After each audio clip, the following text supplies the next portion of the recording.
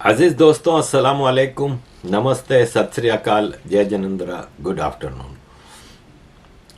अजीज दोस्तों, चाइना के हवाले से काफ़ी चीज़ें हैं कि दुनिया में कहा जा रहा है कि चाइना इस वक्त सबसे बड़ी इकोनॉमी है, तो सबसे स्ट्रॉन्ग इकोनॉमी है, तो सबसे फास्टेस्ट डेवलपिंग है।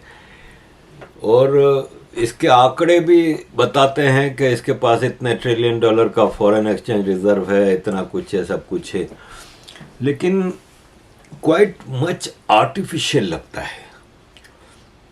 और आर्टिफिशियल इन ए सेंस के हवा एक क्रिएट किया गया। चाइना की कामयाबी की सबसे बड़ी, एक तो इसकी इकोनॉमी, इसने जो लेट 90s 2000s और फिर अब तक जो इसकी स्मॉल इंडस्ट्री इकोनॉमी और फिर ह्यूज साइज ऑफ इकोनॉमी बना दिया। दूसरा, चाइना का मसला यह है कि इंटरनेशनल मीडिया में चाइना ने ज़बरदस्त इन्वेस्टमेंट की है। इंटरनेशनल मीडिया वैसे भी लेफ्ट इंक्लाइंड होता है, कम्युनिस्ट ब्लॉक के ज़्यादा फेवर में रहा है शुरू से, तो वो चाइना को, वो भी, और चाइना उसको खूबसूरती से अपनी प्रोपेगेंडा मशीनरी को चलाता रहा है। लेकिन अब पिछले 5-6 साल से चाइना का जो डिक्लाइनेशन हम देखते हैं, ख़ास तौर पे ये कोविड का एक्सपीरियंस चाइना को महंगा पड़ गया है। और अब कई तरफ से प्रेशर अमेरिकन सरकार पे भी आ रहा है कि आप इसको क्यों पर्दापोशी कर रहे हैं, इस पर क्यों पर्दे डाल रहे हैं, आप इसकी इन्वेस्टिगेशन होने दें। तो अब WHO ने चाइना से इजाज़त मांगी है कि आप हमें इजाज़त दें कि हम अपनी पूरी टीम कोविड की इन्वेस्टिगेशन करें, ताकि, और हमें हर चीज़ पे एक्सेस दो। चाइना जैसा डिक्टेटर मुल्क किसी की सुनता तो है नहीं और वो देगा नहीं। और ये बात कभी क्लियर नहीं होगी कि कोविड वायरस जो है वो इंटेंशनली लीक किया गया था, एक बायो वेपन के तौर पे यूज़ किया गया था, एक्सीडेंट था, गलती थी, क्या था, ये कभी भी पता नहीं चलेगा।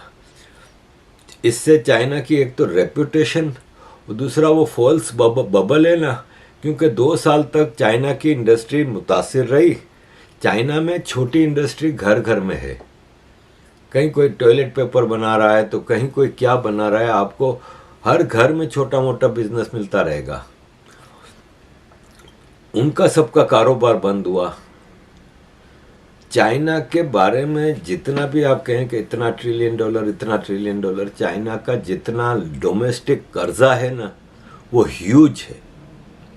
वो जिस दिन फटेगा ना, तो ठीक है, डिक्टेटरशिप है इसलिए दब के रह जाएगी बात, लेकिन इंटरनली चाइना का बेड़ा गर्क हो जाएगा। आप मुझे ये बताएं कि कम्युनिस्ट कंट्री कहलाता है आज भी चाइना, क्या कम्युनिज्म में कहीं बिलियनर होते हैं? चाइना की कम्युनिस्ट पार्टी जो है ना, इसमें 100 के करीब, 100 के आगे पीछे बिलियनर है डॉलर्स में। सारे कैपिटलिस्ट हैं, कैपिटलिज्म के हिसाब से इसको चला रहे हैं। इतना इंटरनल कर्जा लिया हुआ है कि किसी वक्त भी चाइना का बैंकिंग सिस्टम कोलैप्स कर सकता है,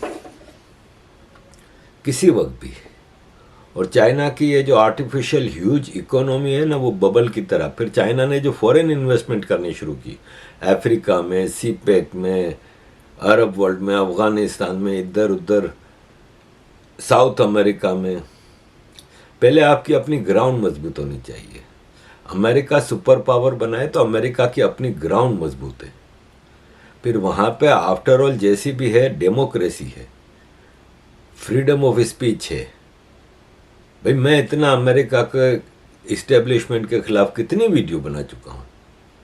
किसी ने भाव भी नहीं पूछा भाई हमें अमेरिका में, किसी ने रोका टोका कुछ भी नहीं, कुछ भी नहीं, पता ही नहीं है, क्योंकि फ्रीडम ऑफ स्पीच है। अमेरिका में सिविल लिबर्टीज है, ये सब चीज़ें चाइना में नहीं है। फिर भी दौड़े दौड़े यूरोप और अमेरिका के इस इन्वेस्टर्स 90s 2000s और अब तक वहाँ पे इन्वेस्टमेंट करते रहे, लेकिन अब 5 साल से वहाँ पे इन्वेस्टमेंट निकल रही है। वो जो इन्वेस्टर्स आए थे वो सब अब वापस लेके जा रहे हैं। करीब तरीन बेस्ट लोकेशन इन्वेस्टमेंट के लिए इंडिया। सब इस वक्त इंडिया की तरफ देख रहे हैं। वे पाकिस्तान के शब्बर जैदी से अभी किसी ने पूछा कि सुना है सऊदी अरब पाकिस्तान में इन्वेस्टमेंट 25 बिलियन डॉलर की लेके आ रहा है। तो शब्बर जैदी ने कहा कि अगर मैं एक बिजनेसमैन हूँ और मुझे अपने 25 बिलियन डॉलर कहीं इन्वेस्टमेंट करनी है तो मैं कहाँ करूँगा, इंडिया में कि पाकिस्तान में? मैं पागल होऊंगा जो पाकिस्तान में इन्वेस्ट करूँगा। ये पाकिस्तान के एफबीआर के एक्स चेयरमैन शब्बर जैदी ने कहा है। तो इन्वेस्टर्स के लिए बराबर में इंडिया है। इंडिया में एक वेरी मच प्रोग्रेसिव गवर्नमेंट है जो फॉरेन इन्वेस्टर्स को एकोमोडेट कर रही है, फैसिलिटेट कर रही है, एटमॉस्फेयर दे रही है, जहाँ पे सिविल लिबर्टीज़ हैं। डेमोक्रेसी ऐसी है कि आज तक इंडिया के इलेक्शन पे किसी ने उंगली तक नहीं उठाई। अमेरिका जैसे मुल्क के इलेक्शंस पे हर बार आवाज़ उठती है, लेकिन यहाँ पे कभी आपने नहीं सुना होगा। डेमोक्रेसी स्ट्रॉन्ग है। फ्रीडम ऑफ स्पीच ऐसी है कि कभी कभी गुस्सा ऐसा आता है कि दीवार में सर मारे। इतनी ज़्यादा फ्रीडम ऑफ स्पीच है। जहर उगलने वाली नागने भर भर के जहर उगल रही हैं। इनको कोई एक केस नहीं बना रहा है, एक आदमी नहीं पकड़ रहा है इनको। इतनी फ्रीडम ऑफ स्पीच है। स्किल्ड लेबर है इधर। भाई एप्पल के जो कुक है सीईओ, इससे एक बार किसी ने पूछा कि सब चाइना की तरफ क्यों भागते हैं। जब एप्पल ने चाइना में प्लांट लगाया था तब की बात है। तो इसने कहा कि चाइना में हमें कहता है हमारे काम के लिए हमें एक ही स्किल के वेरी मच स्किल्ड कई लोग चाहिए होते हैं, और कई से मतलब हज़ारों में। वो हमें एक ही जगह पे खाली चाइना में मिलते हैं। लेकिन अब इंडिया में भी ऐसा है, और इंडिया इस वक्त पूरी दुनिया में इंडियन जो बाहर निकलते हैं काम करने, उन्होंने इंडिया की इज्जत में इजाफा किया है। कितने सीईओज हैं, कितने कंट्रीज़ के prime minister, president Indian origin के हैं। इंडिया के अपनी एक कामयाबी है। इसमें इंटरनल दुश्मन बहुत हैं।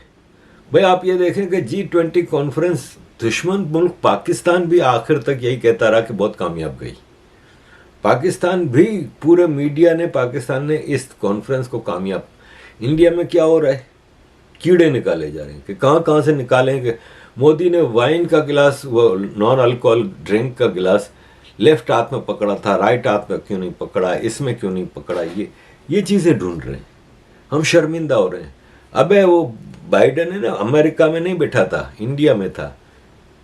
You have to go with the tradition of host country. तो मोदी जी को क्या पता कि बाइडन के दादा ने क्या, या बाइडन के बाप ने क्या, किस तरह से शराब पीता था और क्या था। India is not an alcoholic country. ठीक है, यहाँ पे अल्कोहल आम है, सब पीते हैं, ठीक है। It's not harmful thing, it's not, ये है कि मसला नहीं है कोई। तो इंडिया में आपको इतनी ज़्यादा सिविल लिबर्टीज़, इतनी ज़्यादा चीज़ें, स्किल्ड लेबर, एटमॉस्फेयर। तो अब India is a new market. Some are suggesting we've spent 6 times the amount that countries like Germany spent on the summit. We've spent way more than what Indonesia spent on last year's Bali summit. Is that true? Figures on the net suggest that more than 4,000 crores, could even go up to 10,000, have actually been spent. The hoardings that we see all across the country. One report said just from the Delhi airport to the US President's Hotel, there were over 920 G20 ads, 25% of them featuring the Prime Minister. Can you tell us how much was actually spent? Do we have a real number of how much was spent on the G20? Rajiv, let me tell you that don't go by fake news. You know, this is absolutely nonsensical news that we've spent 4,332 crore. Absolutely incorrect, improper, fake news. And I would request you in particular not to go by this kind of fake news. There was a budget approved which was far lesser, and we've spent less than the budget than the approved budget by the government. So the budget approved is, the expenditure is far less than even the budget approved.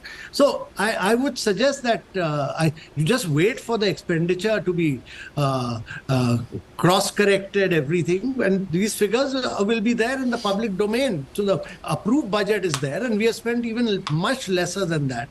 And I would request you not to get carried away by some incorrect and improper tweet by someone.